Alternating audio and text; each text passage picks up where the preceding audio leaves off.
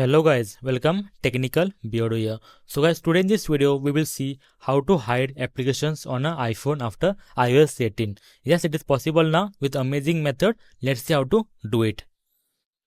But guys, before that, remember you cannot hide an application that is by Apple. So any stock application by Apple, you cannot hide it. Like your photos, music, camera, app store, you can't hide it. But any third-party application can be hidden.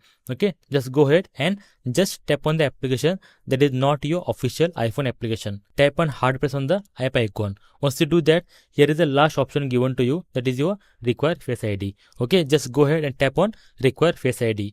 Once you do that, here there are two options given to you now. That is your first one, require face ID, which will lock your application. That's it. And the second one, that is your hide and require face ID. Basically, it will hide your application with a lock. Tap on second option, that is your hide and require face ID. Okay, here, and once you authenticate with your face ID, the next thing, it will be hidden from your iPhone. Okay, and here this app won't be appearing anywhere on your iPhone, not in sharing sheet, okay, not in feature application, not in search, nothing.